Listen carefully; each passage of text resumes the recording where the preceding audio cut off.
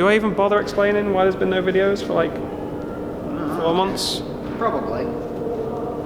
Nah.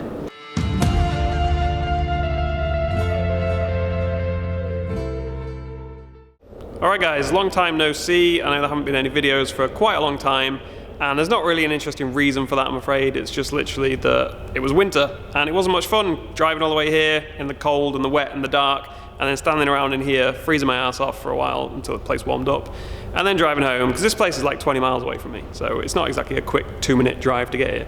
And it just wasn't much fun in winter, so I thought, you know what, I'm not going to come and force myself to do something. At the end of the day, I work on cars for fun. I'm not going to force myself to do it if I'm not enjoying it. So I thought I'll just wait until it's slightly nicer weather. The downside of that obviously being that we're not going to make it for round 1 of BDC. As you can see, the car behind me is still looking very sorry for itself, very empty. So yeah, we're not going to make it for round 1, but we should make it for round 2 hopefully, which is not until July, which seems like ages away, but as you can see from the card, there's a lot of stuff that needs to get done. I wrote a list the other day, and it is fucking long. And it's not even just that it's long, it's that a lot of the jobs on there, I look at them and I'm like, I don't even have a clue where to start with that yet. So there's a lot of stuff that's going to take a lot of time, and I think I'm going to have to be here like every day between now and July. But yeah, that is what's happening. We are cracking on with stuff. Bryn has actually been very busy doing a lot of CAD work to make a new intake manifold, which you'll see at the end of this video. And this video is probably going to mostly be Bryn, to be honest. So I hope you like the sound of his annoying little voice. Also, I've just realized I've got like some crazy bags under my eyes going on because I didn't get much sleep, but you don't care about that. Let's talk car stuff. So let's have a look at a few of the things that we have done, like off camera, so that you kind of all caught up to speed. Welded this bar in the other day. Obviously it still needs painting and everything, but this just replaces the stock rusty ass brace that was there. We've done some stuff with the rear radiator, which is going to be coming up in this video. Ignore the diff being sat in there, he's just there to shift some of the weight to the back because we've got the engine and everything in at the moment and absolutely nothing in the rear, like no suspension or anything. So the car kind of wanted to fall off the front of the lift at one point. So we've kind of shove some heavy stuff in the back here to balance it out a bit.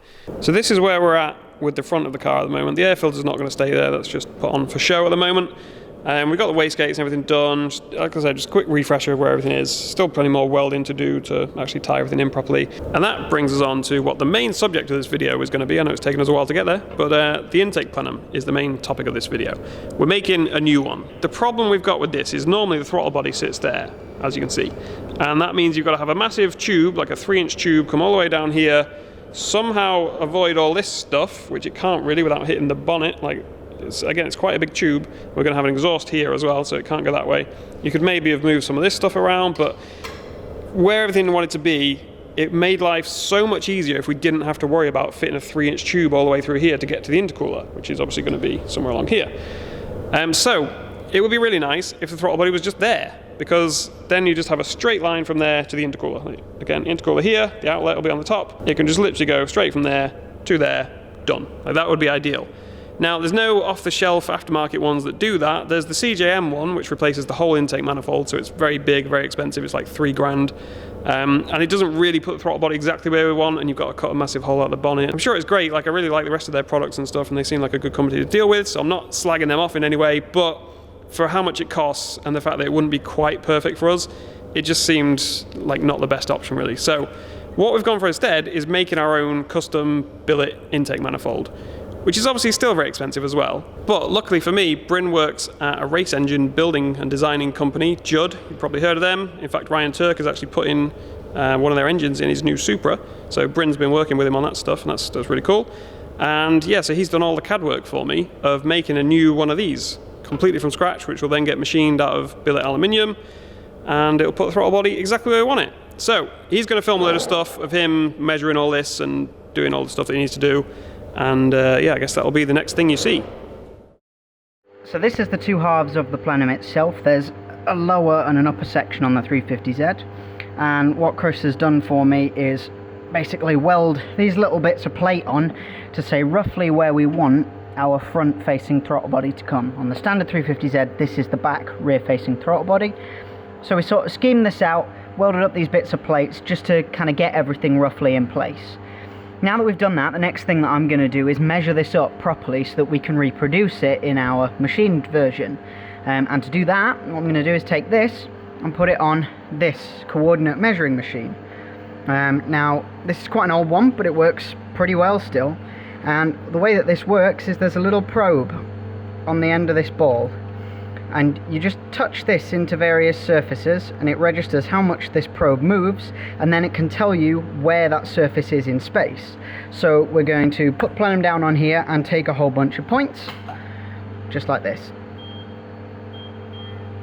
It's incredibly sensitive and accurate, so it should tell us exactly where all the features of this lie.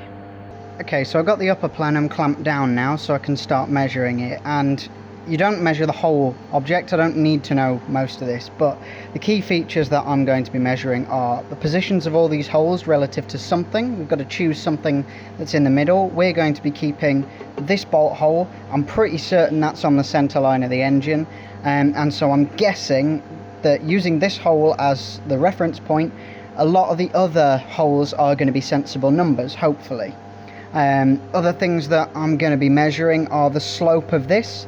We know from the original setup on the 350Z, when it had the plenum this way round, that the distribution of air front to rear of the engine is pretty good. We had exhaust gas temperature sensors in each exhaust runner, and they're used to kind of give you an idea of whether any cylinders are richer or leaner than the others, and that was pretty good. So we're going to roughly copy the shape that Nissan have made, because we know that that works quite well, and we're just rotating it round the opposite way to give us the clearance, well, to give us the throttle body at the front so that none of this is in the way.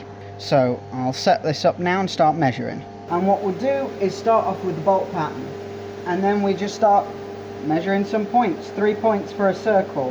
1, 2, 3, done. Next one. 1, 2, 3, next one. Now after that, the most important thing really for us is where Chris has put this, because he's test fitted this and we know that this works roughly where he wants the throttle body. So I'll measure this front face, which is not going to be super easy.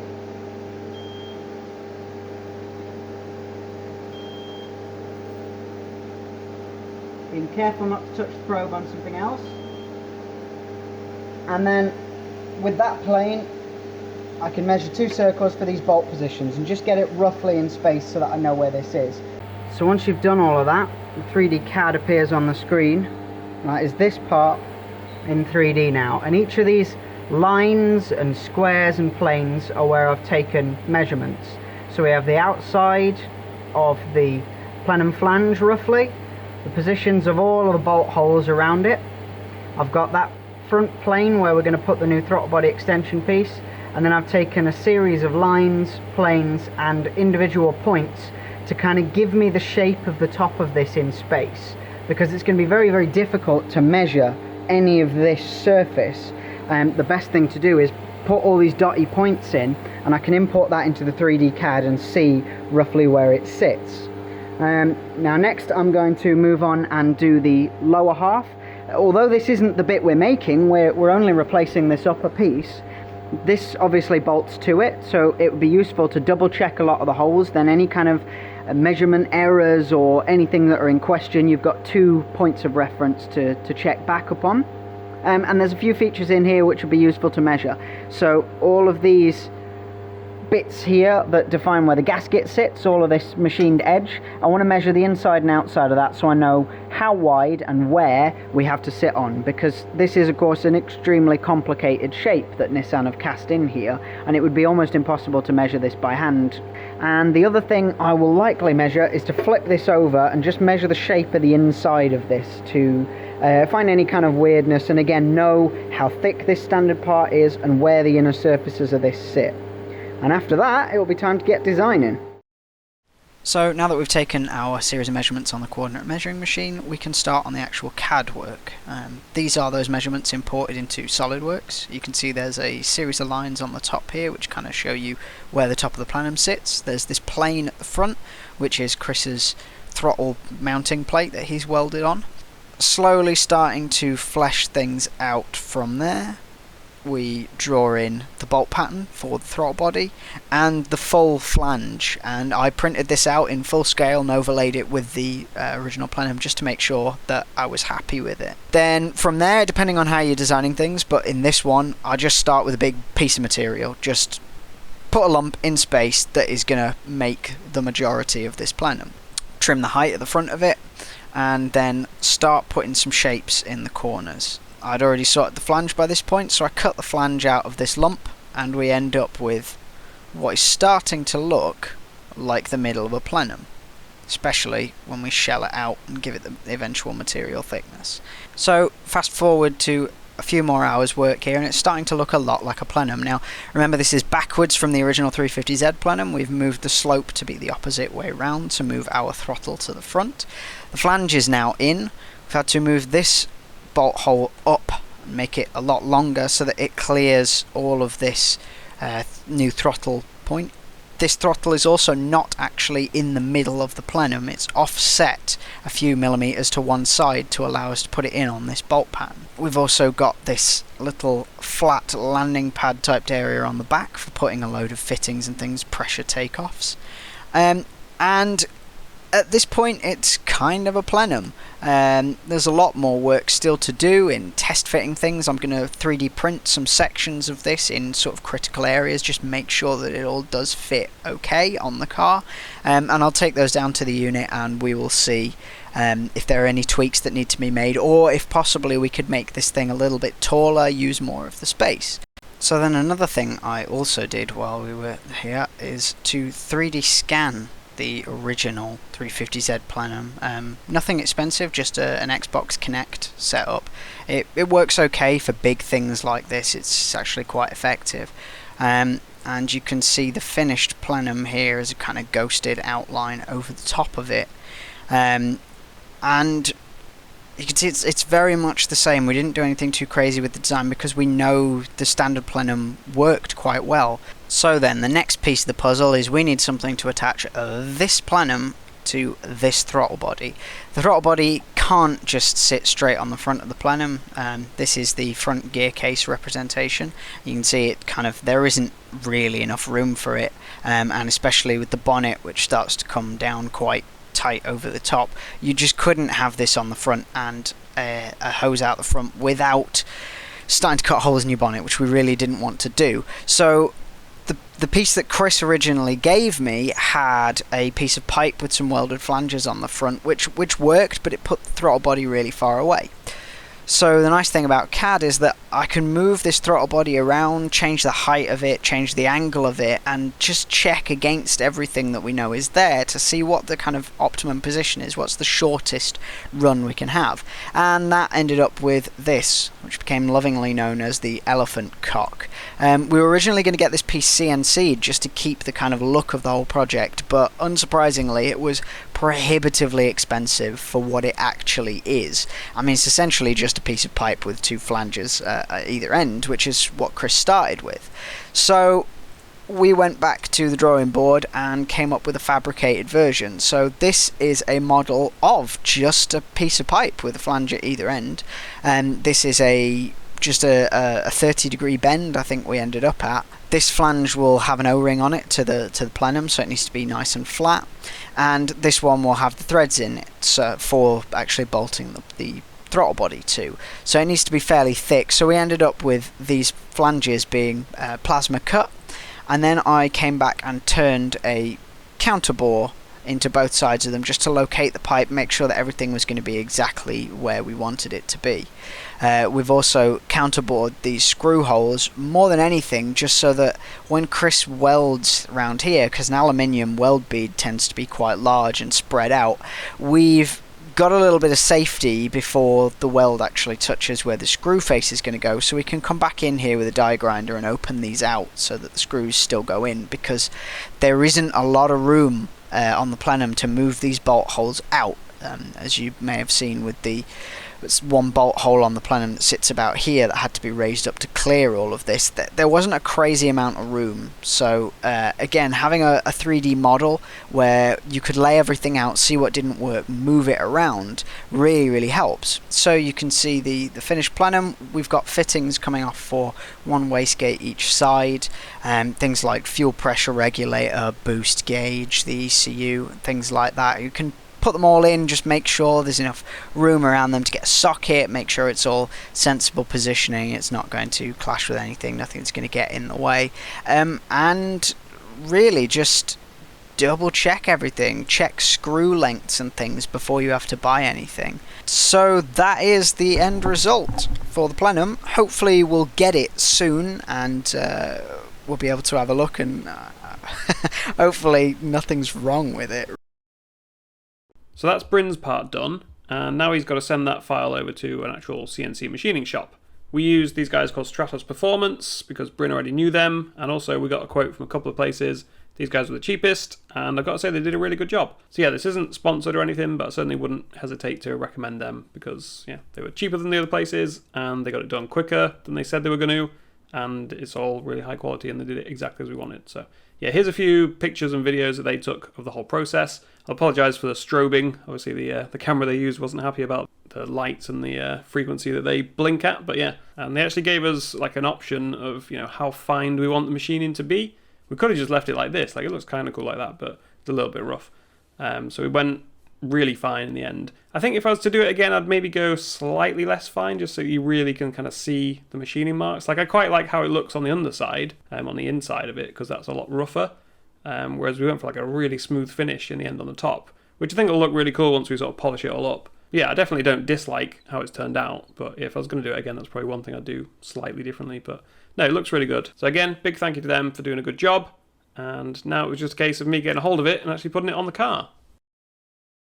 So this is the end result of all that work, and this started life as 50 kilograms of aluminium, which is crazy. Now it weighs 3.5, which is pretty much identical to the stock plenum, by the way.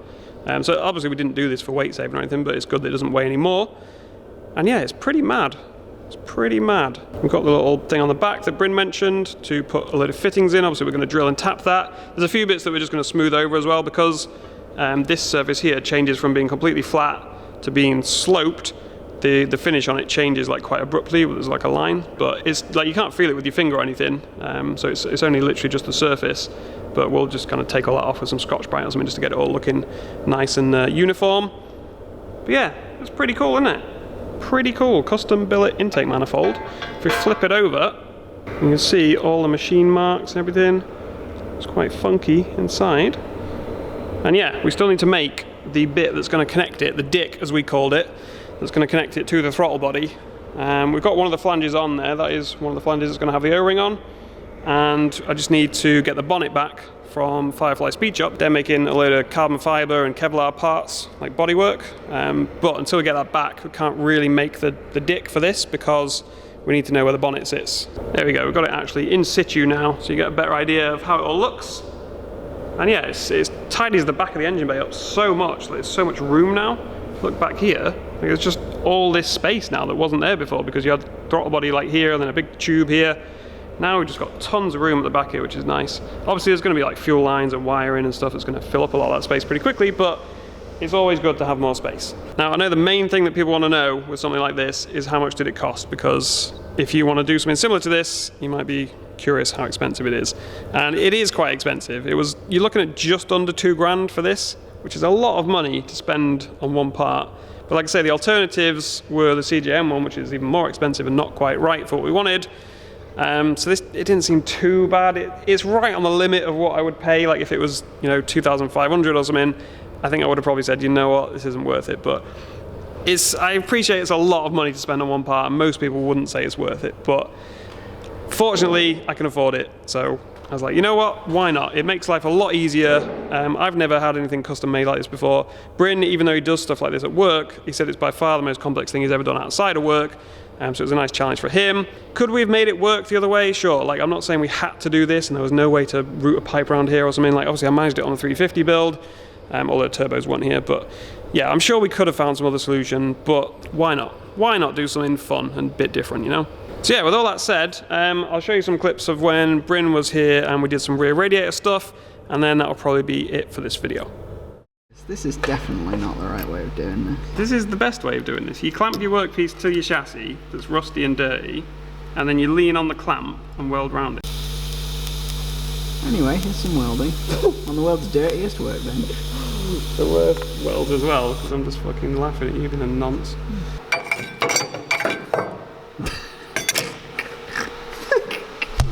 Where are we going with this? Right, that's how we're going, is it? No, it's not, but what else am I going to do? I don't know. Pedal cam. Pedal cam. People have been asking for the pedal cam back in the drift videos. There you go. Pedal cam. This is going to be awful as well. Because I can't keep the thing steady. That's pretty big.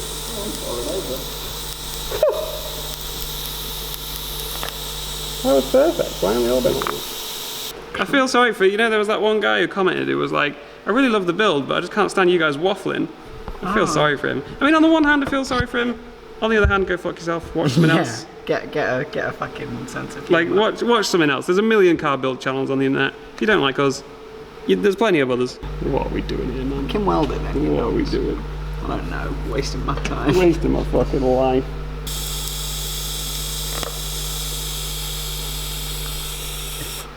Wasn't great. What? Wasn't great. Some next level fuck up is what that is.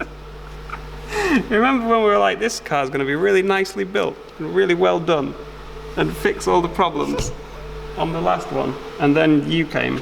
Hey. Right, so both the things are welded on. I know they look horrific at the moment, okay, but we will tidy things up and paint things and it'll look better, I promise. And if you want to offer the radiator in, you see it just fits. We only just got it right. Look at this lovely rusty subframe while you're here. What a dream! Yeah, it fits. She's in. So now we're just going to add some little rubber isolator grommet things and tidy stuff up and paint stuff, like I said, to make it look nice. And then we also need to make a bracket that's going to come off here to hold the top in, because obviously at the moment it could just flex about. But you get the idea. We're starting to actually get somewhere with the rear rad setup. Look at your fucking mullet. I honestly thought that was a joke, but I'm still waiting for the punchline like 3 months later. What, the mullet? Yeah. Started off as a joke, but people kept saying it suited me, so now it's a thing. No, it's a thing. Now Look at it. It's longer than my dick. Do you want to explain this genius technique we're using with cable ties? Put some cable ties in on the radiator and I pull them and the radiator moves. Right, let's explain what we've done. Well, we decided we were going to put this bar across the back of here. It was a very flamboyant demonstration. It was very flamboyant. To support the back of the radiator, and we thought, certainly for a first try at least, we'll riven up the sides of the chassis and make a little drop plate that goes onto the ends of these. So Chris did a lovely job of and then of Bryn drilling did this these. side. Did I bollocks? Bryn did this side, I just drilled said, it he said, in a random fucking spot. Like, what is that? it's in a different postcode, Chris. What is that? I was like, at least look at the other side that I've done, Bryn. Is that how that went? That's what happened, is it? You didn't just say, oh, where shall I put it? And I said, oh, just anywhere. And so you chose somewhere the fuck else. No, this is the one I did. I had to clean up after your mess. We've made some little tabs. Where are they? Tacked them on in place. Little support brackets are there.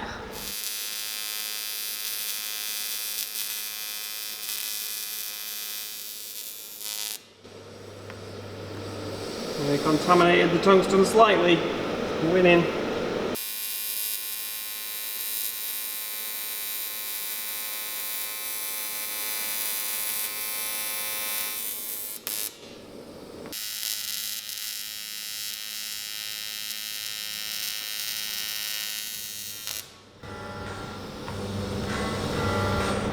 Hi. Didn't see you there. Right, so the radiator is finally in. Finished welding all this up. Ignore all this, we're going to tidy all this up obviously. But yeah, bracket's done. The tabs on here, no wait, not there, there. They're all done. Space everything out nicely. Again, other bits to tidy up, but you get the idea. It's actually in on its own. It's nice and solid. So that is actually a job done, pretty much. Now we're just looking at all the coolant system and stuff, how that's all going to be routed, where the swirl pot's going to go, where the header tank's going to go, all that sort of stuff, but we'll probably do a separate episode on that, explaining exactly how everything's going to work. But yeah, for now, I think that's about it.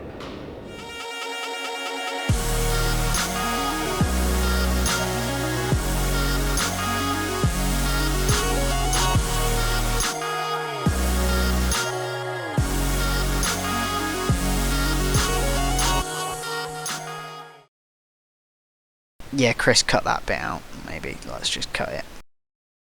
Yeah, that was shit. Fuck you.